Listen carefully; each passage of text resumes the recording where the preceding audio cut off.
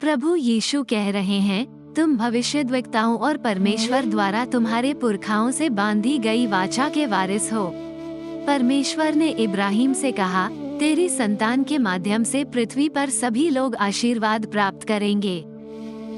प्रभु यीशु कह रहे हैं, जब परमेश्वर ने अपने सेवक को खड़ा किया तो उसे पहले तुम्हारे पास भेजा कि तुम में से प्रत्येक को अपनी बुरी चाल से मोड़कर आशीष दे।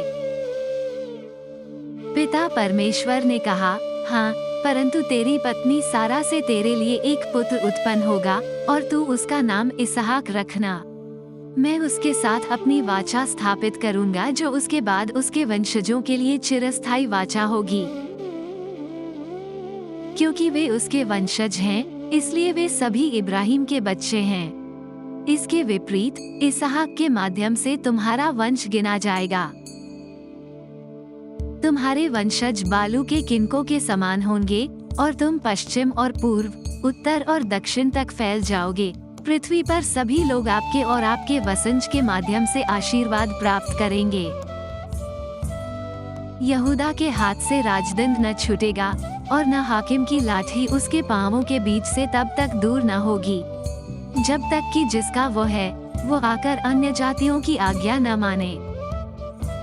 पिता परमेश्वर कह रहे हैं, जब तेरे दिन पूरे हो जाएंगे और तू अपने पुरखाओं के संग विश्राम करेगा, तब मैं तेरे वंश को अर्थात तेरे मांस और लोहू से उत्पन्न करके तेरे स्थान पर खड़ा करूंगा और उसका राज्य स्थापित करूंगा।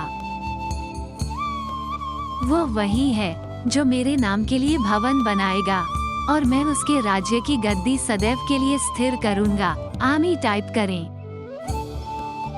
इसलिए पिता परमेश्वर आप ही तुम्हें एक चिन्ह देगा कि एक कुंवारी स्त्री गर्भवती होगी और एक पुत्र को जन्म देगी और उसका नाम इम्मानुएल यानी यीशु रखेगी।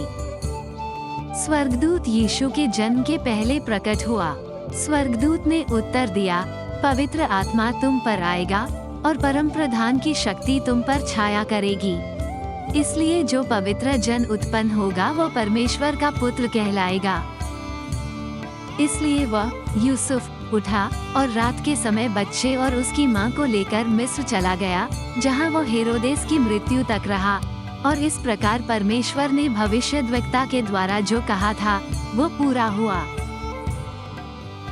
जब उसने सब लोगों के मुख्य याजकों और शास्त्रियों को इकट्ठे किया, तब उसने उनसे पूछा कि मसीहा का जन्म कहाँ होगा। उन्होंने उत्तर दिया, यहूदिया के बेतलेहम में, क्योंकि भविष्यद्वक्ता ने यही लिखा है, आपके द्वारा चुने गए जानवर बिना किसी दोष के 1 साल के नर होने चाहिए और आप उन्हें भेड़ या बकरियों से ले सकते हैं।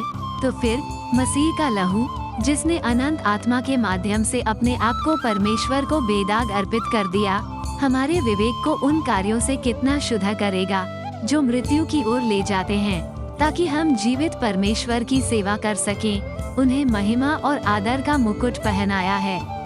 तूने उन्हें अपने हाथों के कामों पर अधिकारी बनाया है। तूने सब कुछ उनके पांवों के नीचे कर दिया है। उसने आने वाले जगत को, जिसके विषय में हम बोल रहे हैं, स्वर्गदूतों के वश में नहीं किया, परंतु एक जगह है जहां किसी ने गवाही दी है। पिता परमेश्वर ने प्रभु यीशु को स्वर्गदूतों का राजा बनाया। परमेश्वर ने उन्हें महिमा और आदर का ताज पहनाया और सब कुछ उनके पांवों के नीचे कर दिया। सब कुछ उनके अधीन करके परमेश्वर ने ऐसा कुछ भी नहीं छोड़ा जो उनके अधीन न हो। फिर भी वर्तमान में हम सब कुछ उनके अधीन नहीं देखते हैं, परंतु हम पाप में पड़ जाते हैं। यीशु को देखते हैं, जिसे थोड़ी देर के लिए मनुष्य बनाया गया था, अब उसे महिमा और सम्मान का ताज पहनाया गया, क्योंकि उन्होंने पवित्र शास्त्र का वचन पूरा किया था, ताकि पिता परमेश्वर की कृपा से वो सभी के लिए मृत्यु का स्वाद चख सके। ये पुस्तक में मेरे विषय में लिखा है, हे मेरे परमेश्वर, मैं तेरी इच्छा पूरी करना चाहता हूँ, तेरी आज्ञा मेरे दिल में है। इसलिए जब यीशु मसीह दुनिया में आया तो उसने कहा, तुम्हें बलिदान और भेंट की इच्छा नहीं थी, बल्कि एक शरीर जो तुमने मेरे लिए तैयार किया था। होम बलि और पाप बलि से तू प्रसन्न नहीं हुआ। फिर यीशु ने कहा, हे मेरे परमेश्वर, मैं यहाँ हूँ। मेरे विषय में पुस्तक में लिखा है कि मैं तेरी इच्छा पूरी करने आया हूँ। पहले उसने कहा, बलि, होम बलि और पाप बलि की तुमने इच्छा न की और न उनसे प्रसन्न हुए, यद्यपि वे व्यवस्था के अनुसार चढ़ाए गए थे। तब उसने कहा, मैं यहाँ हूँ, मैं तेरी इच्छा पूरी करने आया हूँ। वो दूसरे को स्थापित करने के लिए पहले को अलग रखता है और उस इच्छा से हम यीशु मसीह के शरीर के एक ही बार के बलिदान के द्वारा पवित्र किए गए हैं। प्रभु का जीवंत वचन देखेंगे। धन्य है वो मनुष्य जो परीक्षा में स्थिर रहता है, क्योंकि वो खरा निकलकर जीवन का वो मुकुट पाएगा जिसकी प्रतिज्ञा प्रभु ने अपने प्रेम करने वालों को दी है। याकूब अध्याय 1:12। प्रभु यीशु कह रहे हैं, क्योंकि यहोवा का देखना मनुष्य का सा नहीं है। मनुष्य तो बाहर का रूप देखता है, परंतु यहोवा की दृष्टि मन पर रहती है। शमूएल अध्याय 16:7। प्रभु यीशु कह रहे हैं, यदि आपस में प्रेम रखोगे तो इसी से सब जानेंगे कि तुम मेरे चेले हो। यूहन्ना अध्याय 13:35। प्रभु यीशु कह रहे हैं, देख, मैं शीघ्र आने वाला हूँ और हर एक के काम के अनुसार बदला देने के लिए प्रतिफल मेरे पास है। प्रकाशित वाक्य अध्याय 22:12। प्रभु यीशु को अपना उद्धारकर्ता प्रभु मानते हैं तो चैनल को सब्सक्राइब करना ना भूलें।